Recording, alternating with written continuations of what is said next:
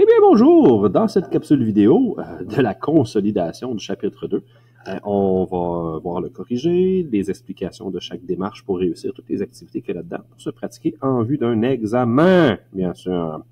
Alors, c'est assez long. Il y a beaucoup de numéros différents, beaucoup de variétés là-dedans. Je pense 6 pages là-dessus, 17 exercices. On va commencer tout de suite et on va y aller un petit peu vite, un petit peu plus rapidement. Et si on a de la difficulté avec certains concepts, rappelez-vous que vous pouvez revisionner les vidéos des explications du chapitre 2, du corrigé du chapitre 2, voir les sections correspondantes pour avoir plus de détails. Alors, commençons. Voici 6 substances chimiques en solution, lesquelles ne permettent pas le passage du courant électrique. Bien, moi, je choisirais tout de suite, je regarde ici 2. 2 ne permet pas. 3 non plus, et 5 non plus. Pourquoi? Pourquoi j'ai choisi ça? Parce que MgOH, moi je vois ici un métal suivi de OH, donc je me dis ça c'est une base. Et les bases, ça permet le passage du courant, sont des électrolytes. Hein? Les acides, les bases et les sels sont électrolytes. Je vois KCl, je vois un métal avec un non-métal. Métal, non-métal, ça c'est un sel. Les sels aussi sont électrolytes. Et HI, c'est drôle ça. Eh bien, je vois H suivi de non-métal. HNM, H non-métal, HNM, ça c'est un acide. Fait que ces trois-là vont conduire le courant électrique. J'ai pas choisi 5, même si ça finit par OH, parce que c'est pas un métal qu'il y a en avant, et c'est pas NH4 non plus. C2H5, ça c'est simplement une sorte d'alcool. Et PCl5, je l'ai pas choisi parce que c'est non-métal avec un non-métal. Non-métal, non-métal, c'est aucune de ces trois catégories-là. Même chose pour C6H12O6, ça commence pas par H, ça finit pas par OH, il n'y a pas un métal dedans. Alors, c'est trois substances qui sont non électrolytes. Il y en a beaucoup des non électrolytes, soit les sucres, les minéraux, pas les minéraux, les PCl5, les composés chimiques. Et puis les alcools sont des familles qui sont non électrolytes. Numéro 2. En tant que technicien de laboratoire, wow, la grosse job! Vous devez classer les électrolytes ci-dessous selon qu'ils sont acides, basiques ou sels. Parce qu'effectivement, les techs de lab, ils ne gardent pas tous les produits chimiques dans la même armoire. Ils doivent les séparer parce qu'il peut y avoir des interactions entre l'un et l'autre. Alors, on doit les classer entre acides, sels et bases. Ben, je me garoche là-dedans tout de suite. Ça veut dire que je me lance là-dedans tête baissée. NaF, moi je vois métal, non-métal, c'est un sel. HNO3, H avec non-métal, c'est un acide. K2SO4, je vois des métaux, donc métal avec un groupe non-métal. Métal, non-métal, un sel encore. Métal, non-métal. Oh, je vois OH avec un métal en avant. Métal OH, une base. Je vois OH avec un non-métal en avant. Je dis, ben non-métal, ça va être comme lui d'abord. Hein? Ça va être une substance non électrolyte. Non. Quand ça finit par COOH, c'est un acide carboxylique. C'est l'exception qu'on a vue dans le cahier. C'est une sorte d'acide. Il va se dissocier ici, par contre. C'est un petit talent. Je vois LiCl, métal, non-métal, donc c'est un sel. Je vois KOH, OK. K en premier, c'est un métal OH, c'est une base. Je vois HBr, acide. Je vois H avec un non-métal, c'est bien un acide. Bon, alors les acides sont HNO3, CH3COOH et HBr. Ça ici, donc C semble être bon. Les bases MgOH, KOH et nos 3 sels. C'est bon, c'est bien la lettre C.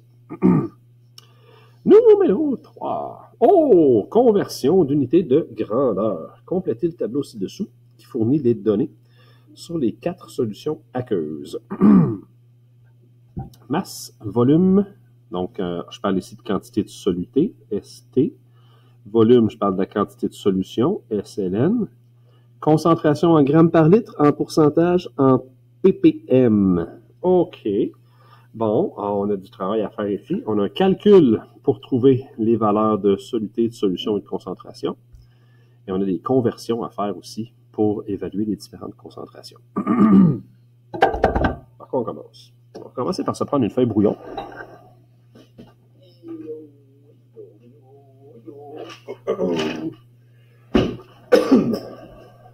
Feuille brouillon. Qu'est-ce qu'on va faire avec une feuille brouillon aujourd'hui? Ben là, on va voir. Je mets en haut, en bas. Je mets en bas. C'est bien, ça. Placé comme il faut. Commençons par ça. Dans la première situation, je veux la masse de soluté. J'ai déjà la quantité de solution et la concentration en grammes par litre. Donc, j'ai une concentration en grammes par litre qui est de 15 grammes par litre. J'ai la quantité de solution, 250 ml. Déjà, je vois un problème. Je suis en grammes par litre, puis là, on me parle de millilitres. Je vais tout de suite écrire ça en litres. C'est 0,25 litres. On se rappelle, là, Karine habite dans Montréal depuis ce matin. Donc, qu'est-ce que ça nous dit? Ça nous dit que j'avais 250 millilitres. Au niveau des millis, j'avais 0,52. Donc, au niveau des litres, ce serait l'équivalent des mètres. Au niveau des litres, j'ai 0,25. C'est pour ça. Alors, j'ai ma concentration, j'ai mon volume, je cherche ma quantité de soluté. Je ne saute pas d'étape, j'écris ma formule. C sur 1, je suis en grammes par litre, est égal à ST sur SLN. Donc, 15 sur 1 sera égal à soluté sur 0,25. 0,25, comme ça. Bon, je fais un petit produit croisé ici. 15 fois 25 divisé par 1. 15 fois 25, c'est comme 15 divisé par 4. Ça fait 3, non, c'est pas ça. 15, 0,25. Ok, péteux. De la misère, moi, là. Un quart de 15. 15 divisé par 4. Bonne vieille méthode. Ça rentre 3 fois, ça fait 12, il descend 3, on met une virgule, on rajoute un 0. On va mettre ici un 8, 7, 7. Ça fait 28. Il en reste 2, on rajoute 0, 5. C'est ça, 3 et 3 quarts. Hey! Qui a besoin de la calculatrice, hein? Ça tombe bien, de toute façon, elle ne fonctionne plus, la mienne. Alors, soluté, 3,75 grammes. Parce que on cherche une quantité de soluté et on travaille en grammes par litre. Donc, je peux le mettre dans mon tableau. 3,75. Maintenant, je peux me servir de ces deux données pour aller obtenir mes deux autres concentrations. Ou, je me souviens que par définition, une concentration, c'est un rapport. C'est toute une division. C'est grammes par litre. Quantité pour 100. Combien de parties par million. C'est toutes des proportions. Donc, je vais le faire en fractions. Qu'est-ce que je vais faire pour transformer mes grammes par litre en pourcentage? Je vais l'écrire. Là, 15 grammes par litre. Attends, on va l'écrire en fraction. 15 grammes pour 1 litre. Tu es d'accord avec moi? 15 grammes pour 1 litre, c'est la même chose que 15 grammes pour 1000 millilitres. N'est-ce pas? Parce que 1000 millilitres, c'est la même chose qu'un litre. Tu me vois venir? Hein? On va arriver en pourcentage, là. Si j'en ai 15 dans 1000 millilitres, j'en ai combien dans 100 millilitres? J'ai mis en millilitres parce qu'en pourcentage, on travaille en grammes et en millilitres, pas en litres. Là, j'ai mon produit croisé à faire. Tu vois, 15 fois 100, ça fait 1500. 1500 divisé par 1000, ça fait 1,5. 1,5%. Oui, j'aurais pu juste déplacer la virgule vers la gauche pour passer de grammes par litre à pourcentage. C'est vrai. Et maintenant, les ppm. Encore là, c'est une proportion. Si j'en ai 1,5 dans 100, j'en ai 1,5 dans 100. Est-ce que tu me vois encore ici? Non. J'en ai 1,5 dans 100 parties. J'en aurais combien dans 1 million de parties? 15%, combien pour 1 million? On multiplie ensemble, ça fait 1 500 000. 1 500 000 divisé par 100, ça fait 150, ça fait 15 000, me semble. On enlève ça, on enlève ça, on enlève ça, on enlève ça. 1, 2, 3, 4, 5. 1, 2, 3, 4, 5, c'est ça. 1, 2, 3, 4. Ouais, ça fait 15 000. Ici, j'écrirais donc 15 000 ppm. Juste me vérifier. 15 000, 150 000, 1 50 000. C'est bon. C'est en plein ça. Donc, de façon semblable, on peut compléter le reste du tableau. Qu'est-ce qui se passe entre pourcentage puis ppm? On voit qu'il y a une différence de fois 10 000. Alors, si je prends ma concentration, je multiplie par 10 000, j'ai des ppm. Fait que si je prends mes ppm puis je divise par 10 000, je devrais avoir aussi ma valeur en pourcentage. Sinon, qu'est-ce qu'on fait? Ben, on fait le même calcul que tantôt. On se dit, j'ai 400 ppm. J'en ai donc 400 par million. Combien j'en aurais pour ça? Ça serait combien pour ça? Ouais. Alors, j'ai des zéros que je vais diviser ici. J'ai 1, 2, 3, 4 zéros. 1, 2, 3, 4 zéros. Ça va donner 4 sur 100, 4 centièmes. Donc, 0,04% comme ça. On se rappelle que pour passer de pourcentage à grammes par litre, on a un facteur de fois 10. Donc, ici, j'aurai 0,4. Et puis, on demande quelle quantité de solution on a. On va faire le calcul. Ma masse de soluté est 0,02 grammes. Ma concentration est 0,04%. Je prends ça en note. Concentration 0,04%.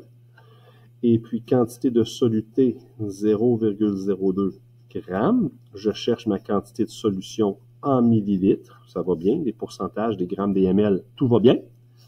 La relation, c'est que la concentration en pourcentage est égale à soluté divisé par solution. Tu vois, c'est toujours la même chose, soluté sur solution. Je vais mettre 0,02 à la place de soluté et je vais écrire 0,04 à la place de concentration.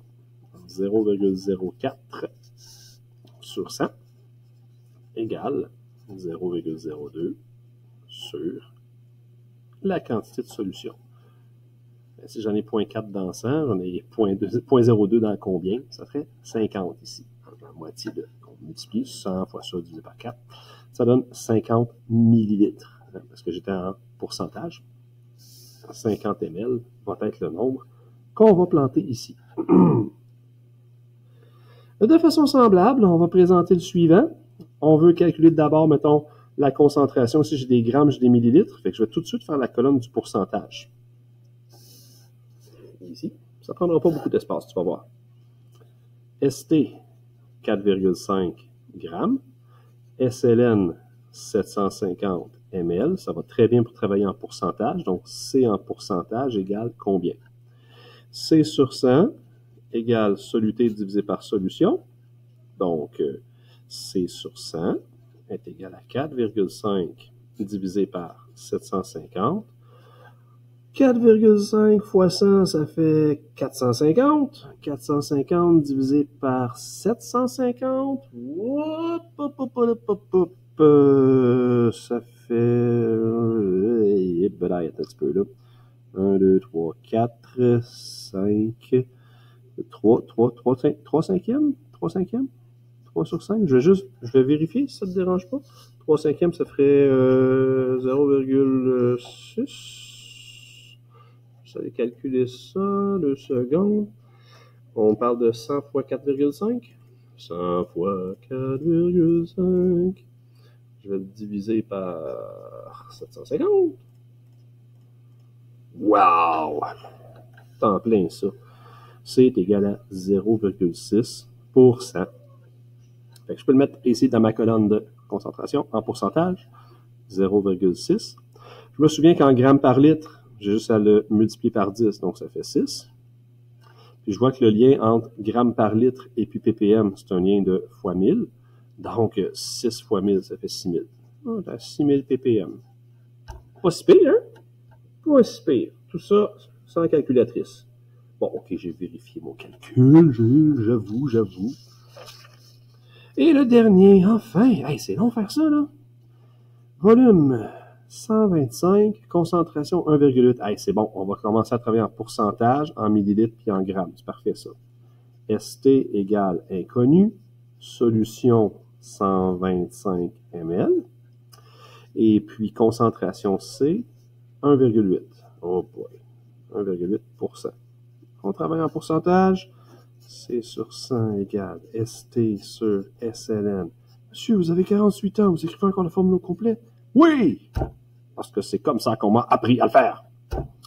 Je substitue 1,8 à la place de C. 1,8 sur 100 est égal à ST que je connais pas, divisé par 125. X, ça va être le fun à calculer cette histoire-là. Ah! 1,8 fois 125. Hey, je pourrais le faire. Je pourrais écrire 1,8 en fraction parce que 1,8 c'est 1 et 4 cinquièmes. Donc, ça veut dire 9 cinquièmes.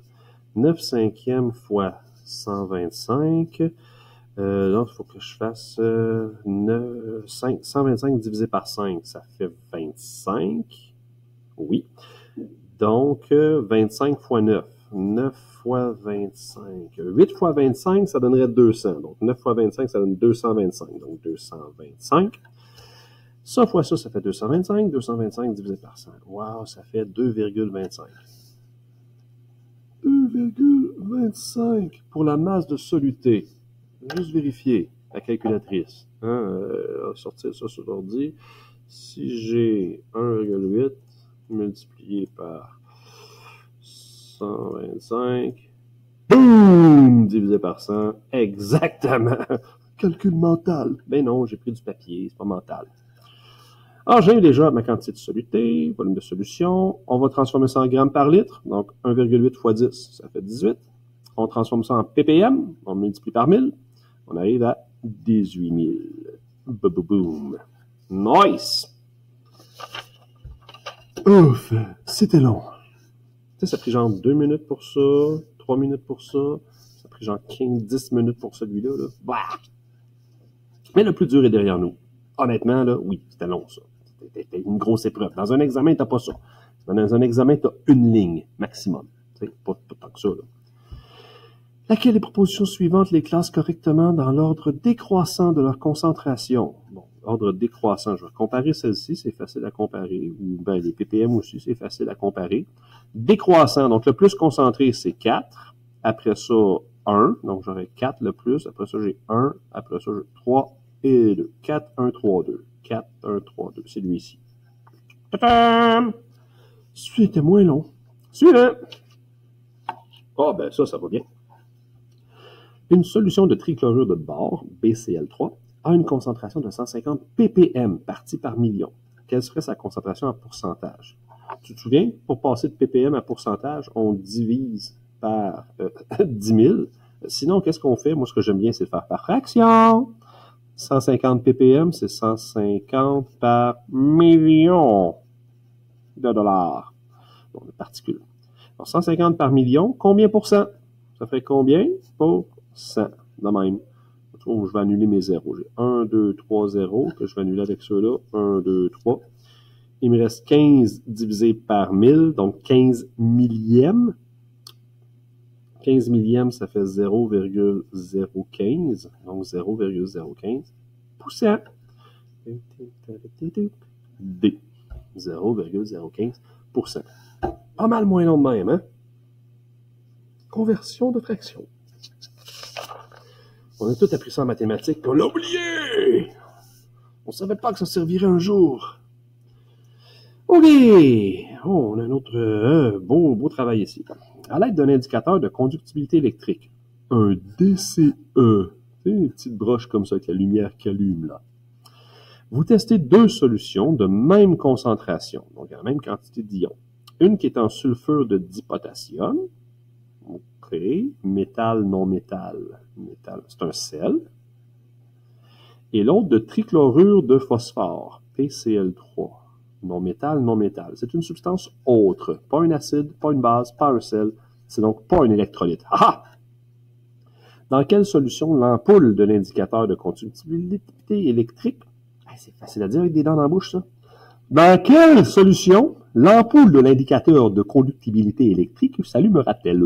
Expliquez votre réponse en donnant la nature des composés. La lumière, elle va s'allumer avec le sel, avec le K2S. Pourquoi?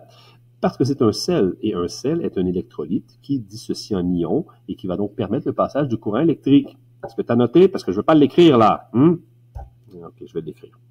Donc, le K2S. Pourquoi? Car c'est un électrolyte, puisque c'est un sel. Donc, je veux dire car c'est un sel,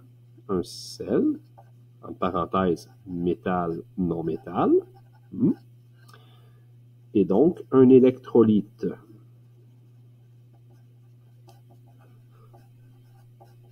Entre parenthèses, ce qui veut dire qu'il se dissociera en ions positifs et négatifs dans l'eau qui permettront le passage du courant électrique et de faire passer le courant d'une électrode à l'autre du DCE et faire allumer la lumière. L'autre substance n'est ni un sel, un acide, ni une base, donc ne fera pas passer le courant. Comment nomme-t-on ces deux substances? Ben, je dirais K2S est un électrolyte. C'est bien ce que je peux dire dessus pour le nommer, là. Et l'autre, PCl3, est un non-électrolyte. Hey, c'est original, hein? Un non-électrolyte. Ah ben, Colin, je suis surpris, pour pas dire autre chose. Sachant que le sulfure de dipotassium est une substance solide et que le trichlorure de phosphore est un gaz, écrivez leur équation de dissociation dans l'eau, puis indiquez quel est le type de dissociation de chacune. OK, on va prendre notre temps ici. Écrivez sa dissociation. Lui, c'est un sel. Il va se dissocier. Je vais donc couper après K et je vais les séparer. L'équation sera donc une production, flèche à droite, de K, potassium, et de S, soufre. J'ai K2, donc j'ai 2 ions de potassium qui vont être produits, un seul ion de soufre, parce qu'il n'y a pas d'indice. Potassium, il est dans la première famille du tableau périodique. Il y a un électron de valence à donner. Il va devenir 1+. Et le soufre est dans la 6e VI, ça veut dire 1 après 5, dans la 6e famille du tableau. Il y a donc 6 électrons sur 8. Il veut en recevoir 2, et en recevant 2 électrons, il devient 2 négatifs. Ils sont dissous dans l'eau. Ils vont être sous forme aqueuse. On n'oublie pas de le mentionner. Et on va faire semblable pour PCl3. Non! Parce que PCl3, c'est non-métal avec non-métal. Ça ne va pas se dissocier, ça va juste se dissoudre dans l'eau. Ça va donc donner du PCl3 aqueux. C'est tout. Puis lui, il est gazeux. G. Puis lui, il est solide. S. On ne va pas se séparer, là, et c'est pas un électrolyte. Alors, écrivez, indiquez le type de dissociation. C'est une dissociation électrolytique, elle forme des électrolytes. Et dans l'autre cas, c'est juste une dissection moléculaire. Ben oui, on a vu ce mot-là. C'est une dissociation moléculaire, ça veut dire que ça va juste se dissoudre. Les molécules se séparent, mais pas les éléments. Ben, c'était long pour rien, ça. Numéro 6. Les facteurs énoncés ci-dessous, blablabla, établissent les différences de conductivité entre deux solutions de même concentration, c'est-à-dire le KCl et le PbCl2. Métal, non-métal, c'est un sel. Métal, le plomb. Métal, non-métal, c'est un sel aussi. OK. Ça va nous donner la différence de conductibilité. La luminosité du témoin d'un détecteur est plus intense dans la solution de KCl. Donc, c'est plus brillant dans le cas du KCl. C'est pour ça. Puis ici, ça nous donne des différences entre les couleurs. Voyons, ça nous explique les différences entre les deux conductivités, même s'ils ont la même concentration. Bon. OK. Même concentration. Okay. Dites si les facteurs sont vrais ou faux et cochez la case appropriée. Coulons. Le nombre d'ions est plus faible dans la solution de PbCl2. Si on a la même concentration, mais qu'il conduit moins l'électricité, forcément, c'est qu'il y a moins d'ions de disponibles. La dissociation est plus faible. Donc, ça, c'est vrai. Oui, il y a moins d'ions avec PbCl2.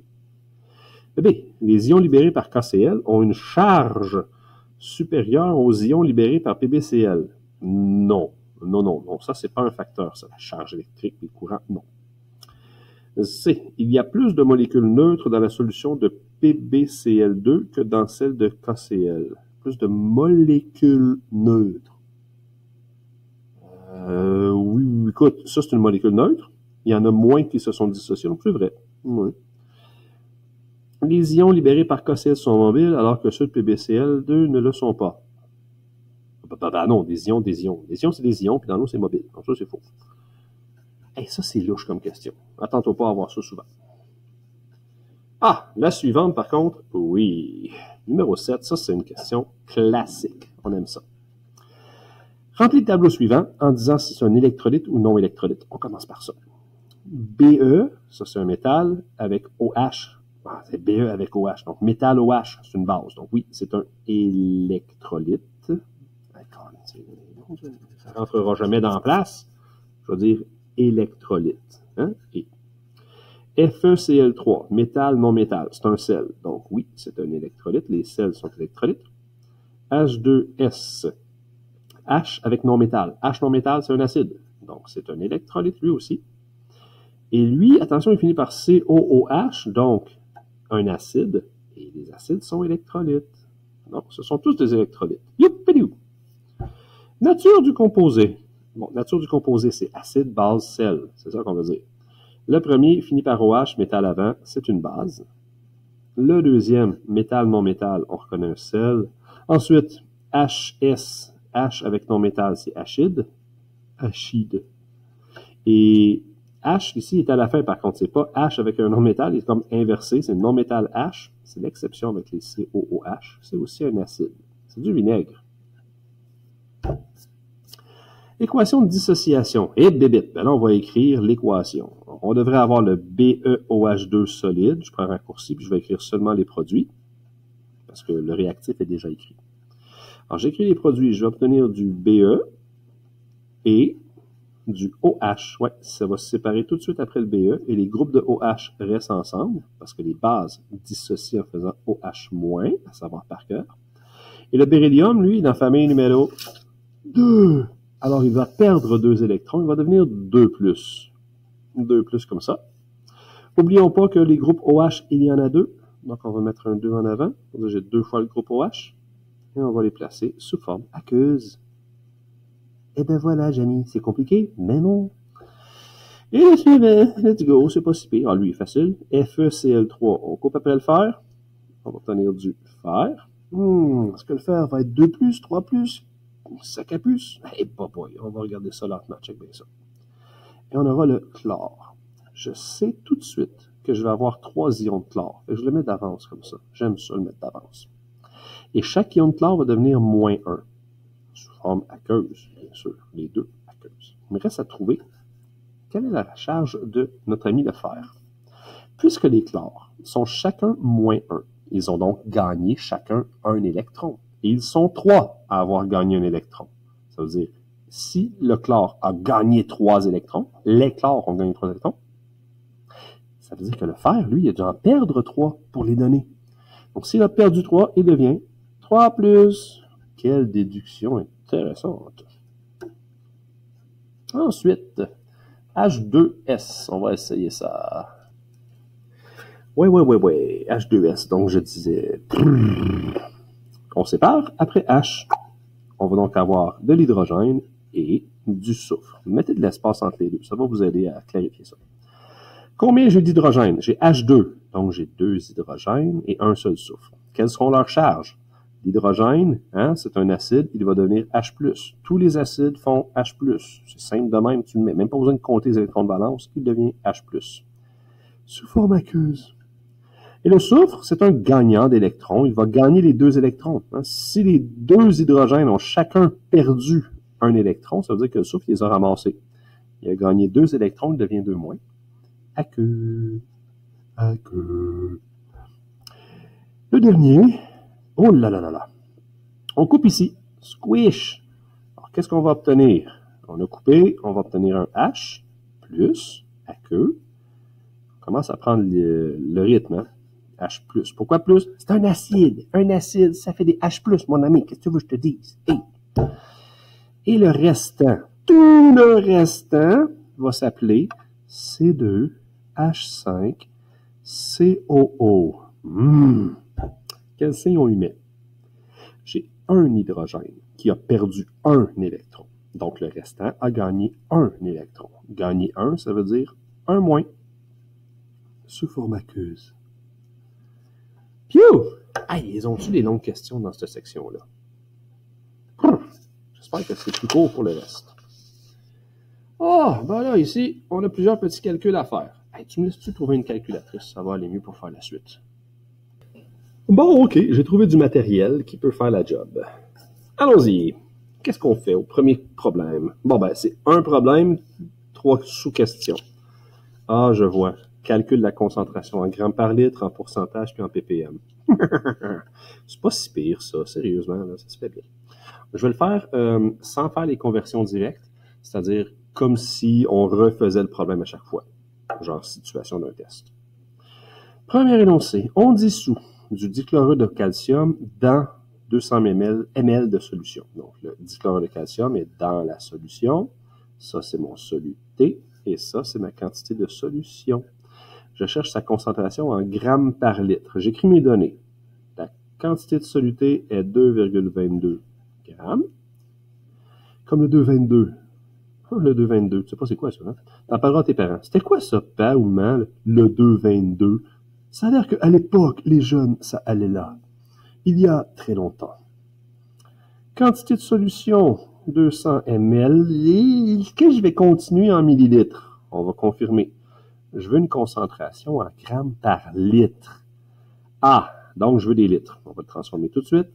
0,2 litres. Et on part ça. C sur 1 égale ST sur SLN. Donc, C sur 1, regarde, j'ai pas écrit égal, j'ai pas fait de flèche. Je sépare. C sur 1 égale 2,22 grammes sur 0,2 litres. 0,2 litres. 1 fois 2,22, ça fait 2,22, divisé par 0,2. Donc, c'est comme si je multipliais par 10, mais je divisais par 2. Donc, ça fait 1,11 multiplié par 10, ça fait 11,1. C est donc égal à 11,1 grammes par litre. Et ça en fait ça en fait déjà un de fait.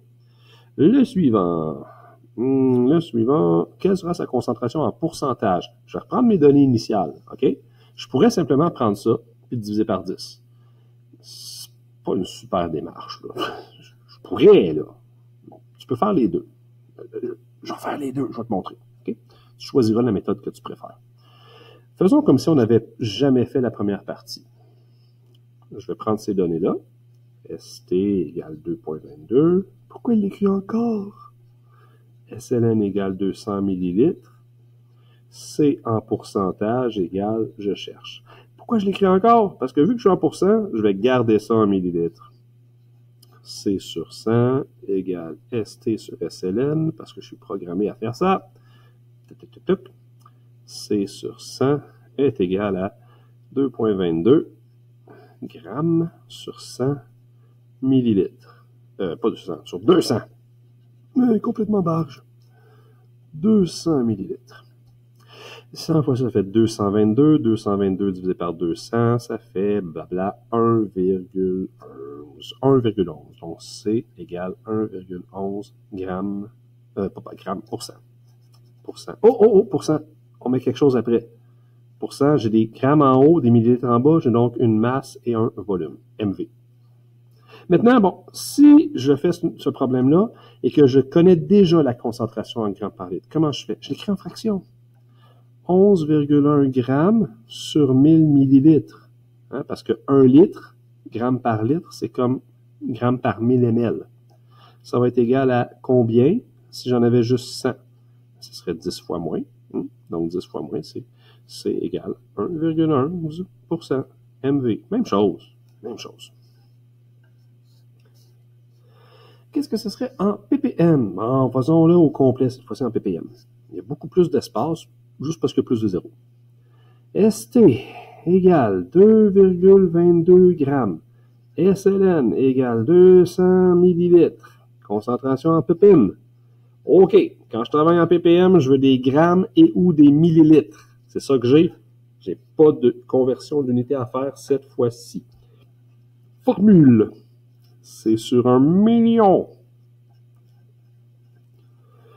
Est égal à 2,22 grammes sur 200. Produit croisé. Ça va me donner, je pense, 11 000, là, mais je suis pas sûr. On va vérifier ça. 1 million, il y a 6 zéros, multiplié par 2,22. Et on va diviser le résultat par 200 unités. 11 100. Donc, C est égal à 11 100 ppm. Ah, j'ai pas écrit la formule. C'est vrai, hein? C sur 1 million égale ST sur SLN. Le problème fini, pourquoi il l'écrit? Parce qu'on laisse les traces de la démarche. Flèche, flèche, flèche. Voilà. On se suit facilement. Faites-moi des flèches dans les examens. Je triple les flèches. J'aime les flèches. Go flèches. Numéro 9. Il faut neutraliser. Pour neutraliser une base, on prend un acide. Eh oui. On prépare l'acide en dissolvant 17,5 mg. Ah, les coquins. Il va falloir qu'on mette ça en grammes, nous autres, là. D'une poudre blanche dans 350 ml de solution. Quelle est la concentration de la solution préparée? OK. N'oublions pas que j'ai des grammes par litre, des ppm, des pourcentages MV. Bon, regardez bien ça. On va le placer en pourcentage. On va le calculer en pourcentage. Comme ça, j'ai juste à transformer cette grandeur-là en grammes. Puis après ça, on pourra le transformer dans les autres pour le comparer. OK? Bon. Alors, milligrammes, je mets ça en grammes. J'ai mes grammes. J'ai les décigrammes, centigrammes et milligrammes. Des milligrammes, j'en ai 17,5. Aux unités, j'ai un 7. Donc, j'ai 7 ici. Le 5 est après. Et le 1 va ici. Ça fait combien en grammes? On rajoute les zéros, on met la virgule après le gramme. C'est 0,0175. Arrêtez d'arrondir partout comme une gang d'arrondisseurs, là. On fait pas ça. 0,0175 grammes. ST égale 0,0175 grammes. Quantité de solution, 350 ml, je le laisse comme ça parce que j'ai envie de travailler en pourcentage. Alors, C sur 100 est égal à ST sur SLN. Je ne fais pas la démarche complète ici, mais 100 fois 0,0175 divisé par 350. Combien ça nous fait, ça? Pitonnons. 100 multiplié par 0,0175, je vérifie ce que j'écris. Oui. Divisé par 350. Boum. Ça nous donne 0,005%. 0,005%.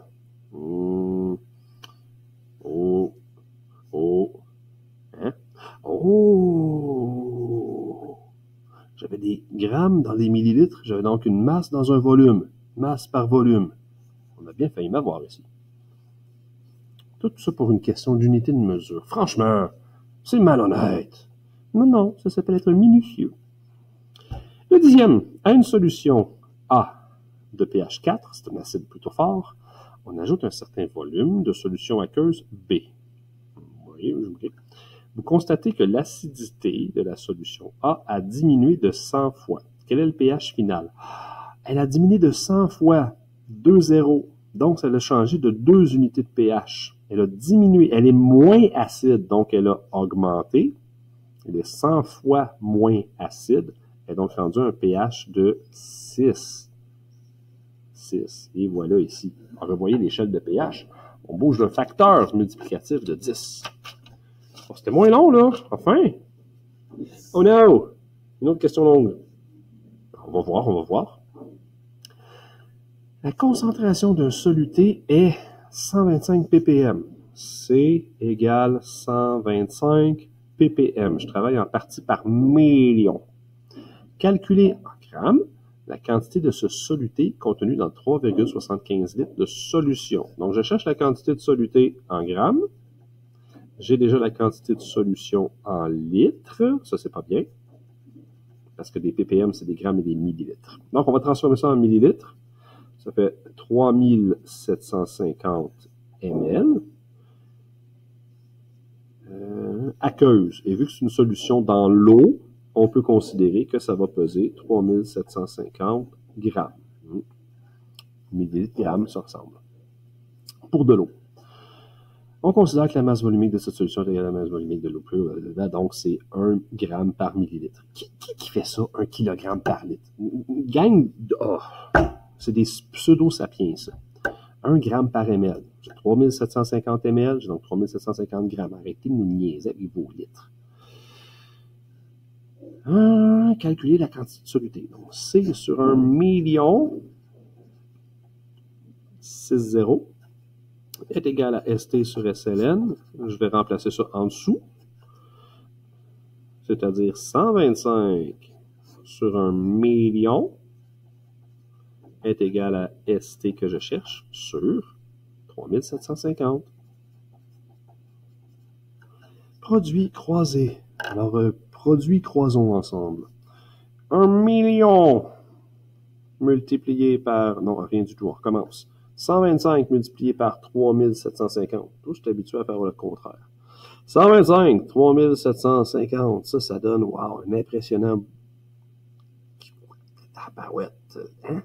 468 750. Bon, oui, c'est ça. Divisé par 1 million, bon, ben 0,468 machin, là. ST égale 0,468750. Ah,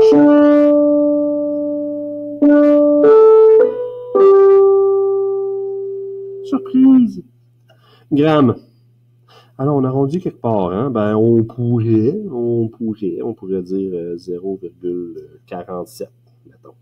Arrondissez pas à 0,5 ici, là. Ce serait pas précis, cette affaire-là. Idéalement, on garde des décimales, on est capable. Numéro 12.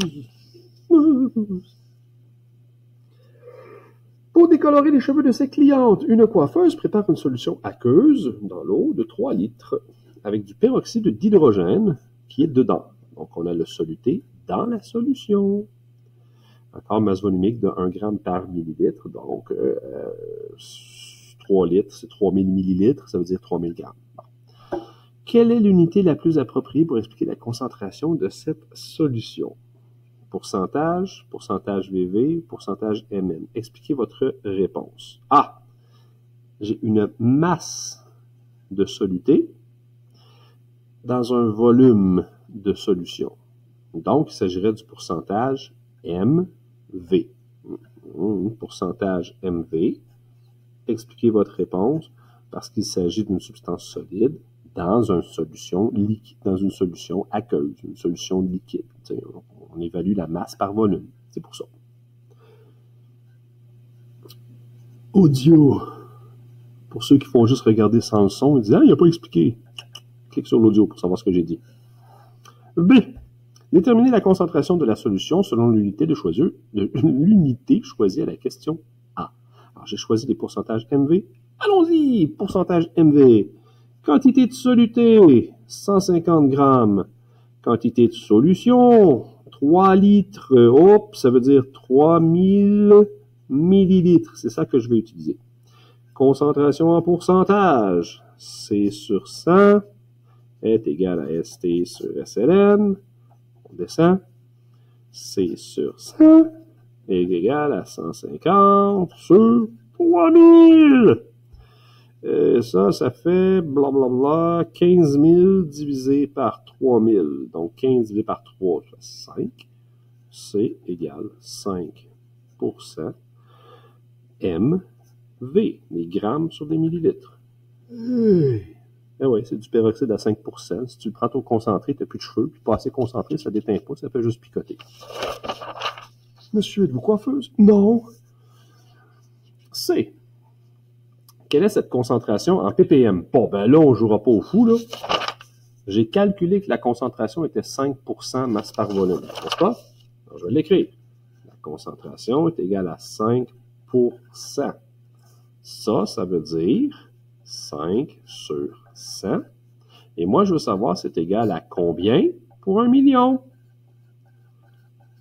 J'en ai 5%. Combien pour 1 million? 1 million fois 5, ça fait 5 millions.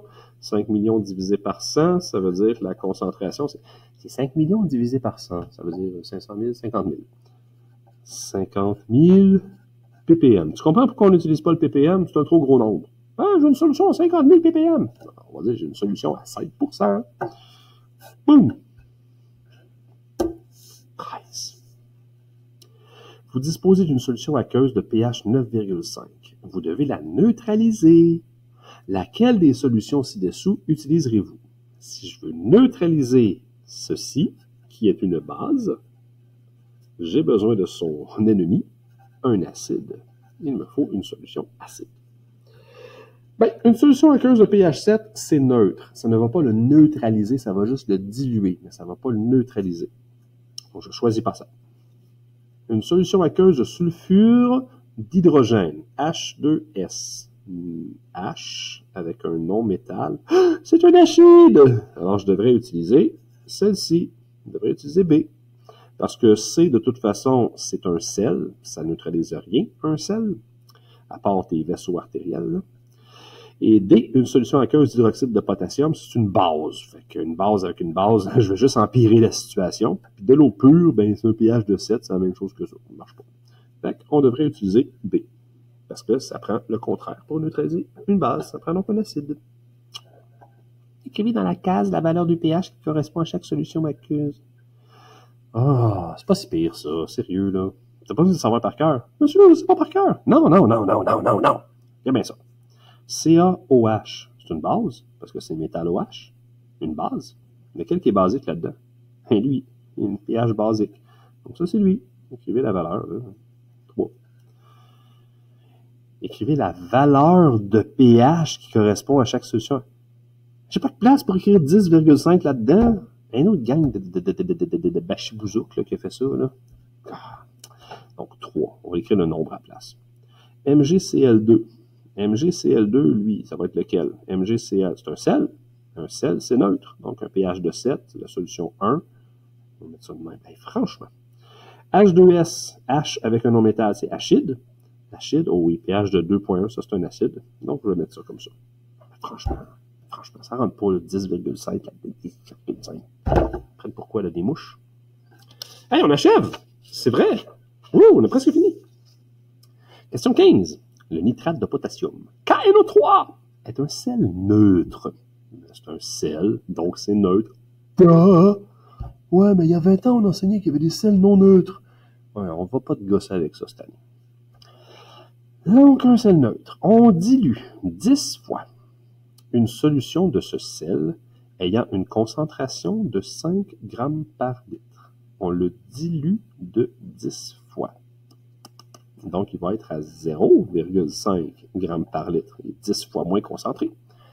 Comment le pH de cette solution de nitrate de potassium Comment le pH de la solution de nitrate de potassium varie-t-il? Ben, c'est un sel neutre, pH 7. Et pH 7, c'est neutre, tu le dilues dans l'eau, il va rester neutre. Donc, on nous niaise, là. Le pH de la solution ne changera pas. Eh oui! Ça, c'est un petit piège. OK, dernière page. Voici des informations sur certaines solutions. Oui, on s'en doutait. La solution A, je commence à être fatigué. La solution A est 1000 fois moins acide que la solution E. Donc, il y a 3 unités de pH de différence entre A et E. Non, c'est moins acide. Ah, OK, 1000 fois moins acide. Donc, ça veut dire que j'ai E ici, mettons, et 1, 2, 3, je devrais avoir A là. OK? 3 unités de pH de différence. B a un pH de 3.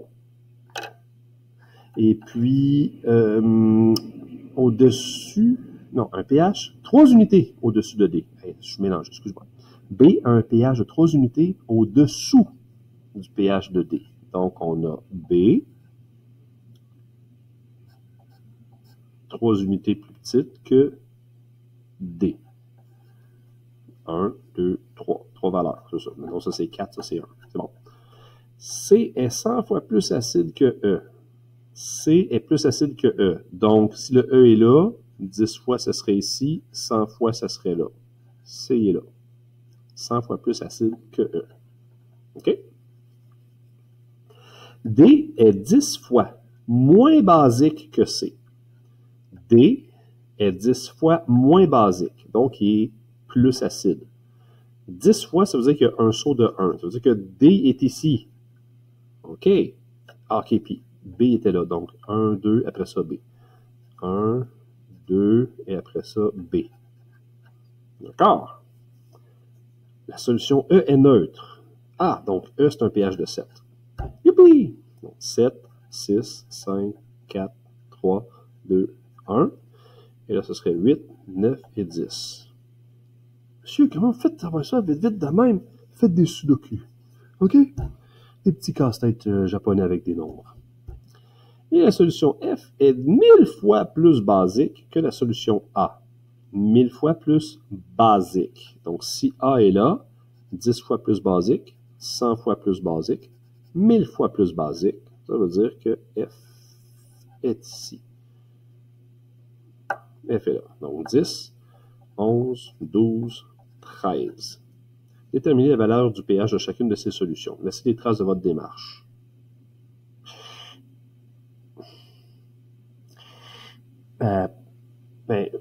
Voilà la valeur de pH de chaque solution.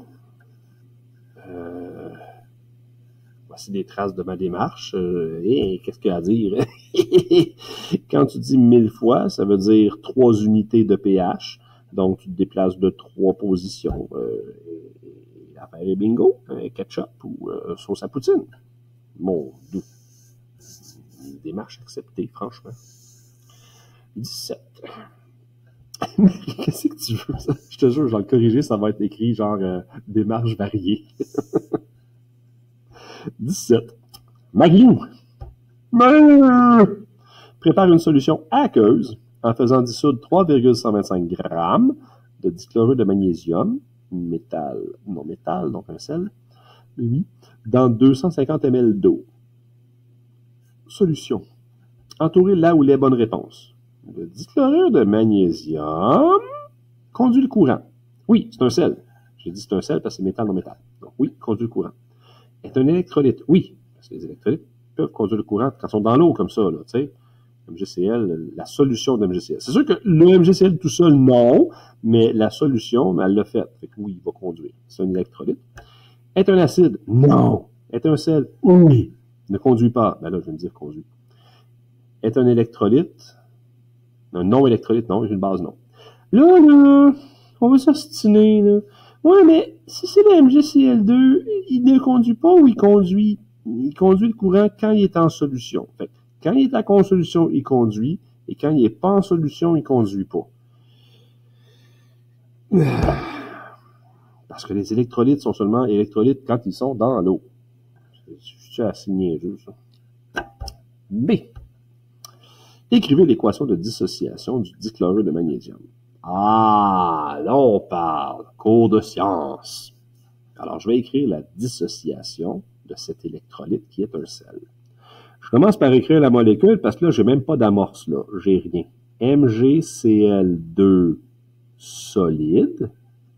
Solide, parce que j'ai des grammes ici que je vais dissoudre. Donc, MgCl2 solide va se dissocier. Je coupe en deux. En Mg et en chlore. Je peux tout de suite mettre les quantités. Moi, ça me plaît, là. Un seul magnésium, mais 2 chlores. Donc, 2 chlores. Les charges électriques. Le magnésium, il est dans la famille numéro 2. Il a donc 2 électrons à donner, parce qu'il va en perdre 2 pour ressembler au néon. Perdre 2, ça veut dire 2+. Le chlore, lui, le chlore, il va recevoir les 2 électrons. Attention, il y a 2 atomes de chlore. Chaque atome de chlore va recevoir un électron. Il est dans la famille 7/8, donc ils en veulent un chacun. Ça va être un moins. On indique qu'ils sont maintenant dans l'eau avec le petit aqueux en indice. Et ça y est. Dernière intervention.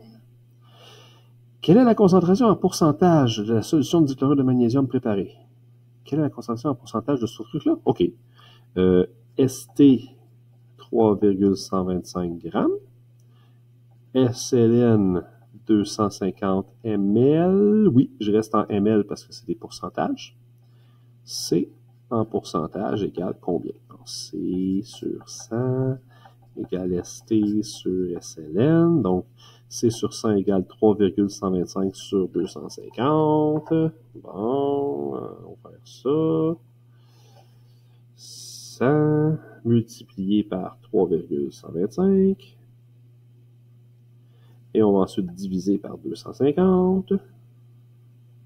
Ça donne 1,25%. Hein. C'est 1,25 sur 100. Donc 1,25%. 1,25%. C'est 1,25%? Non. Oui. MV? Oui. Tada! Boum! drop de crayon. Oh!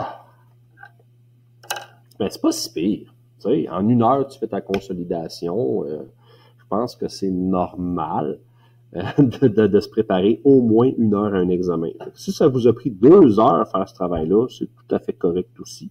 Ça veut dire que vous prenez le temps de réfléchir, vous prenez peut-être une petite pause de temps en temps pour aller reprendre un peu d'eau froide, une petite collation. Un cerveau fonctionne bien quand il n'est pas tiraillé par la faim. C'est la fin. À la prochaine pour l'examen.